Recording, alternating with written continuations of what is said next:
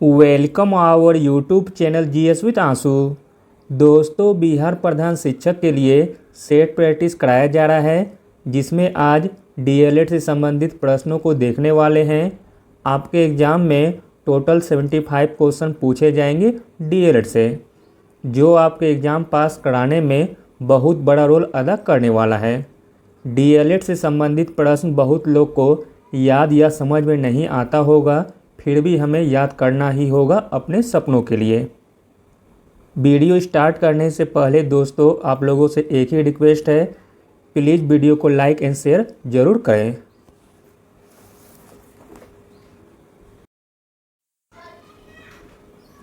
चलिए शुरू करते हैं। पहला प्रश्न है, विद्यालय की संस्कृति को छिपी हुई पाठचर्या किसने कहा था? तो दोस्तों, विद्यालय की संस्कृति को छिपी हुई पाठचर्या कहा था पोलाई और ट्रिक्स ने। अगला प्रश्न है, विद्यालय का औपचारिक कार्य क्या है? तो दोस्तों, विद्यालय का औपचारिक कार्य है चरित्र निर्माण और आध्यात्मिक स्वतंत्रता का परीक्षण देना। अगला प्रश्न है, एडुकेशन शब्द की उत्पत्ति 3 शब्दों से हुई है। एडुकेयर, एडुक्यूर, एडुकेटम। यह किस भाषा के शब्द हैं? तो दोस्तों, यह है लैटिन भाषा के शब्द। अगला प्रश्न है, एडुकेयर का अर्थ होता है? तो दोस्तों, एडुकेयर का अर्थ होता है प्रेरणा। अगला प्रश्न है, शिक्षा मनुष्य की समझा शक्तियों का स्वाभाविक समरूप एवं प्रगतिशील विकास है। यह किसने कहा था? तो दोस्तों, शिक्षा मनुष्य की समझा शक्तियों का स्वाभाविक समरूप एवं प्रगतिशील विकास है। यह कहा था पेस्टोलॉजी ने। अगला प्रश्न है, शिक्षा अंदर के विकास को कहते हैं, न कि बाहर के विकास को। तो दोस्तों, यह बात कही गई थी रूसो के द्वारा। अगला प्रश्न है, शिक्षा से मेरा अभिप्राय बालक तथा मनुष्य के शरीर, सिर, आत्मा में अंतर्निहित सर्वोत्तम शक्तियों के सर्वगामी विकास से है। यह किसने कहा था? तो दोस्तों, इसे कहने वाले व्यक्ति थे महात्मा गांधी। अगला प्रश्न है, शिक्षा एक द्विमुखी प्रक्रिया है। तो दोस्तों, शिक्षा एक द्विमुखी प्रक्रिया है। यह कहा गया था एडम्स के द्वारा। अगला प्रश्न है, शिक्षा एक त्रिमुखी प्रक्रिया है। तो दोस्तों, शिक्षा एक त्रिमुखी प्रक्रिया है। यह कहा गया था ड्यूबू के द्वारा। Option number C. अगला प्रश्न है, ग्रामीण क्षेत्रों के उत्थान का लक्ष्य होना चाहिए।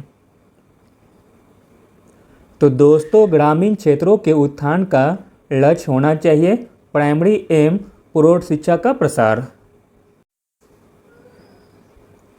अगला प्रश्न है, प्रधानाचार्य अपने अध्यापकों से आशा करता है।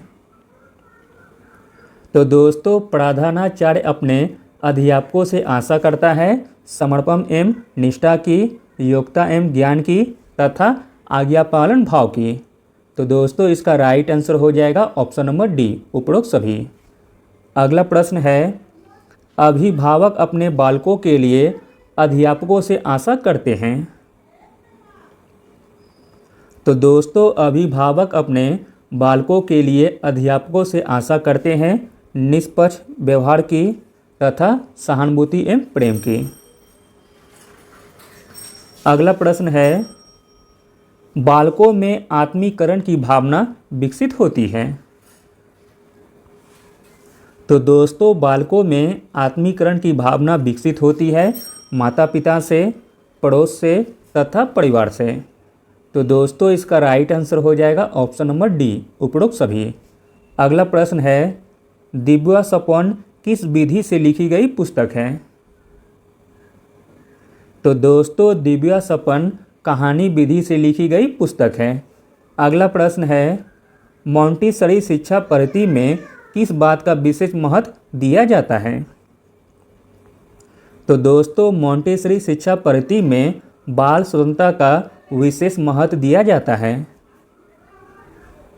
अगला प्रश्न है, बालकों को शिक्षा प्रदान करने हेतु टैगोर ने किस शिक्षण विधि की वकालत की थी? तो दोस्तों वह विधि का नाम है क्रियाशीलता आधारित विधि। अगला प्रश्न है, गांधी जी के अनुसार साक्षरता क्या है? तो दोस्तों गांधी जी के अनुसार साक्षरता है शिक्षा का न प्रारंभ है न अंत, सिर्फ एक साधन है। अगला प्रश्न है, विचार में सत्य, भाषण में सत्य और कार्य में सत्य होना चाहिए, यह किसका कथन है? तो दोस्तों यह कथन है महात्मा गांधी जी का। अगला प्रश्न है, जैसा साधन होगा साध भी वैसा ही होगा, यह किसने कहा था? तो दोस्तों इसे कहा गया था महात्मा गांधी जी के द्वारा। अगला प्रश्न है, ज्योतिबा फुले ने किस संस्था की स्थापना की थी?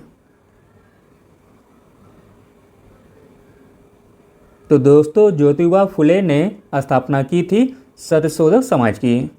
अगला प्रश्न है, डॉक्टर जाकिर हुसैन को किस वर्ष भारत रत्न सम्मान प्रदान किया गया था? तो दोस्तों डॉक्टर जाकिर हुसैन को 1963 ईस्वी में भारत रत्न सम्मान प्रदान किया गया था। अगला प्रश्न है, जे कृष्णमूर्ति ने किस महत्वपूर्ण शिक्षण संस्थान की स्थापना की थी?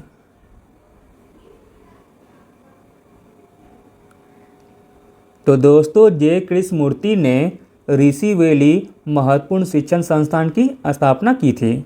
अगला प्रश्न है, जॉन डीवी के पाठ्यक्रम अनुसार किस आयु वर्ग के बच्चों को शिक्षित करने की योजना की व्यवस्था की गई है? तो दोस्तों वह आयु वर्ग है 4 से 13 वर्ष। अगला प्रश्न है, वृद्धि का नियम है? तो दोस्तों वृद्धि का नियम है, वृद्धि 5 से दूर की ओर प्रभावित होती है, वृद्धि नियंत्रण और क्रमानुसार है, वृद्धि सरल से जटिल की ओर होती है। तो दोस्तों इस प्रश्न का आंसर हो जाएगा ऑप्शन नंबर डी, उपरोक्त सभी। अगला प्रश्न देखते हैं, निम्न में से कौन सा गलत है आपको बताना है। तो दोस्तों इसमें जो गलत है वह है ऑप्शन नंबर डी, सभी सही हैं और कोई गलत नहीं है। इसे पढ़ लीजिएगा एक बार। अगला प्रश्न है, एपीफाइसिस संबंधित है? तो दोस्तों एपीफाइसिस संबंधित है हड्डियों से। अगला प्रश्न है, एपीफाइसिस के विषय में कौन सा कथन असत्य है?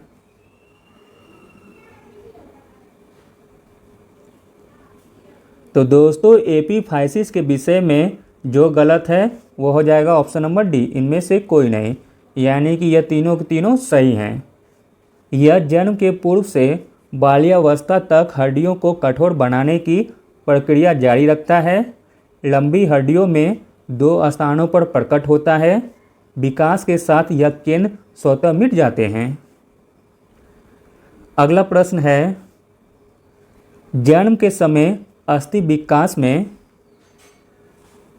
तो दोस्तों जन्म के समय अस्थि विकास में लड़कियां लड़कों से आगे रहती हैं। अगला प्रश्न है, बच्चों का पहला दांत आता है? तो दोस्तों बच्चों का पहला दांत आता है 4 से 12 माह के बीच। अगला प्रश्न है, दांतों के विषय में कौन सा कथन सत्य है?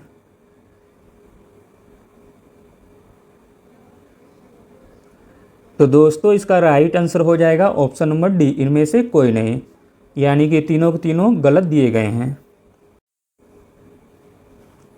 अगला प्रश्न है, निम्नलिखित में से किस मीडिया प्लेटफॉर्म का उपयोग प्रक्रियात्मक ज्ञान आयाम में वृद्धि के लिए नहीं किया जाता है? तो दोस्तों वह मीडिया प्लेटफॉर्म है पाठ, जिसका उपयोग प्रक्रियात्मक ज्ञान आयाम में वृद्धि के लिए नहीं किया जाता है। अगला प्रश्न है, किसी शब्द के रिकॉर्ड किए गए उच्चारण का सही उच्चारण से तुलना करने की गतिविधि का आभास कहाँ किया जा सकता है? तो दोस्तों, किसी शब्द के रिकॉर्ड किए गए उच्चारण का सही उच्चारण से तुलना करने की गतिविधि का अभ्यास किया जा सकता है भाषा प्रयोगशाला में। अगला और अंतिम प्रश्न देखते हैं, टक्स मैथ है। तो दोस्तों, टक्स मैथ है एक प्रकार का खेल। Thank you.